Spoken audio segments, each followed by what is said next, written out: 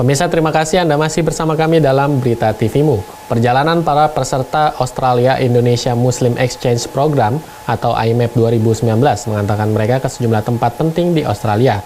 Salah satunya adalah Islamic Museum of Australia, dan bagaimana kelanjutannya simak liputannya berikut ini. Perjalanan IMEP berlanjut ke Islamic Museum of Australia. Peserta melihat langsung karya seniman Muslim Australia yang beragam dan canggih, serta penemuan-penemuan dan kontribusi terhadap Islam berabad-abad lalu. Private tour ini didampingi oleh Jordan Burman yang berkewarganegaraan Indonesia. Tiba di Sydney, peserta mendapatkan pengalaman berharga dengan menjadi tamu di The Government House yang disambut oleh The Honorable David Harley beserta istri, Linda Harley. Salah satu peserta, Ferry Firmansyah, unjuk kebolehan memperagakan aksi pencaksilat di depan gubernur. Kegiatan yang tak kalah menarik lainnya yaitu mengunjungi sekolah Granville Public School yang menyambut para peserta IMEP dengan bahasa Indonesia. Para murid antusias bertanya pada peserta tentang Indonesia. Mereka juga menceritakan bagaimana mereka belajar di sekolahnya. My favorite subject is reading. I like to read a lot. I've improved a lot since kindergarten and year 1. I'm in the highest school. I used to go to Arabic school, but my dad took me out and he might put me again. So in every Monday, Mr. Zareka teaches us Arabic. It's called RFF, and he teaches us, and also there's other classes too. And there's Mr. Mohammed and Mr. Zareka, and Mr. Zareka teaches me. He tells us to get our book and write down Arabic, and he tells us how to say some words, and he tells us like our family and like what we do for our family and people we can trust and how we can trust them. I love to go to school. It's really fun and it helps me learn more, and I got a lot of education.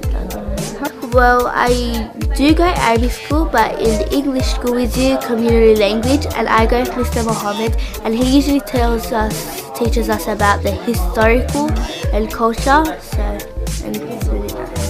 My favorite subject is maths and sport. I really love maths. It's really fun, and you get to like problem solve, and it's really fun. I also love sport. I love to run and play, and it's really nice. Do you know about the tragedy in Christchurch? Yes, I do. So, what's your point of view about it? My point of view, I thought that was really sad, and I thought that was really disrespectful, but at the end of it, I got over it because I have all people around me that could help me get through it. Kemudian para peserta juga sempat bertandang ke studio Zilage, di mana produk-produk yang dihasilkan bernuansa Islami seperti boneka Salam Sisters dan permainan 5 pilar. Berwisata Islami di Sydney rasanya tidak lengkap jika belum mengunjungi salah satu masjid terbesar dan terindah, yaitu Masjid Auburn Gallipoli. Arsitektur yang mirip dengan Blue Mosque di Turki ini sedikitnya dikunjungi sekitar 7 hingga 10.000 orang tiap tahun. Lalu ada Masjid Rahmah yang terletak di Old Guildford, New South Wales.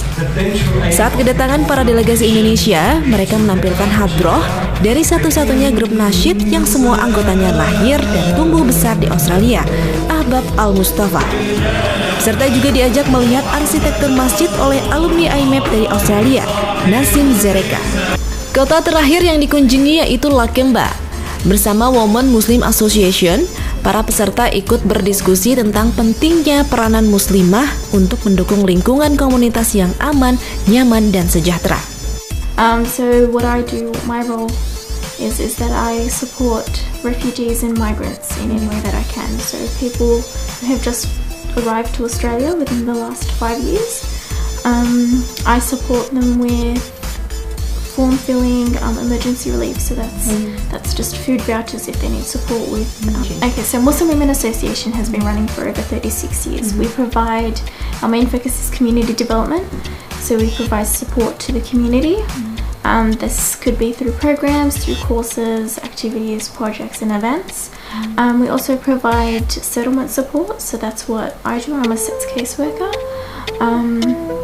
We also a service of MWA is linking her.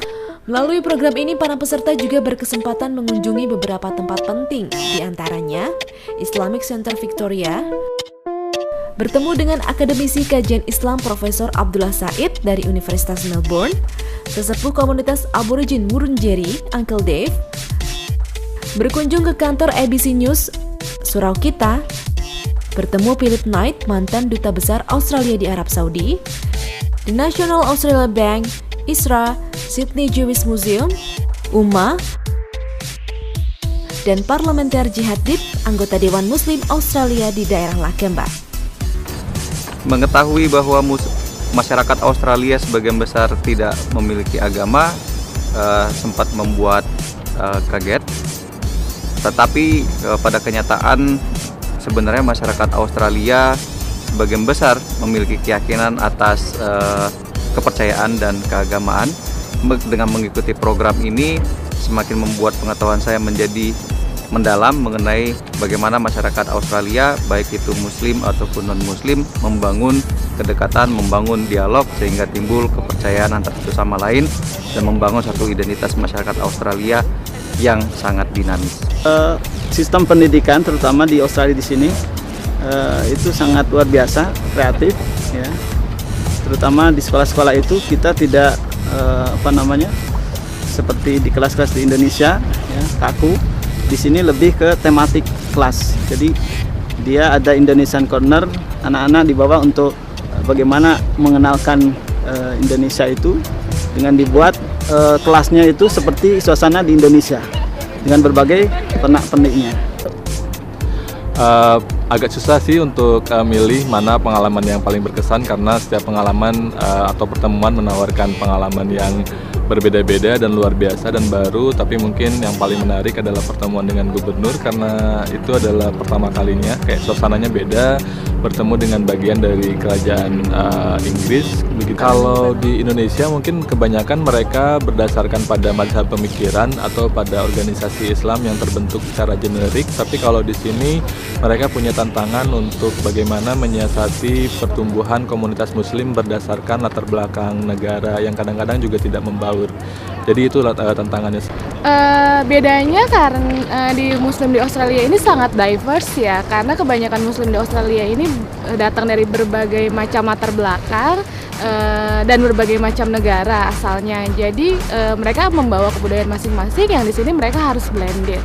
Saya tuh bisa banyak belajar dari sini mengenai kerukunan antar umat beragamanya, bagaimana cara menghargai satu sama lain, kemudian bagaimana antar komunitas bisa bekerja sama untuk membangun lingkungannya tanpa memandang latar belakang agama itu sendiri.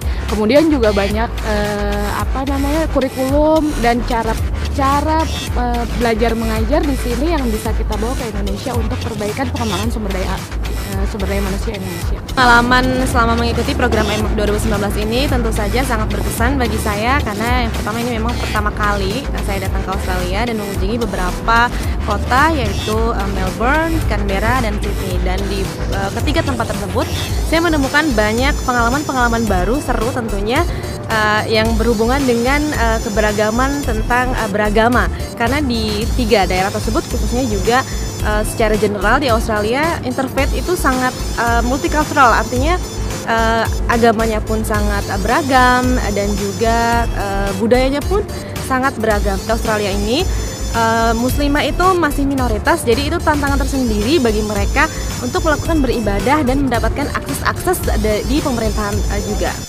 Diharapkan setelah mengikuti program IMAP ini, para peserta dapat meningkatkan saling pengertian, persaudaraan, dan toleransi antar masyarakat Muslim dan non-Muslim Australia dan Indonesia, serta meningkatkan kesadaran tentang kemajemukan dan dialog antar agama.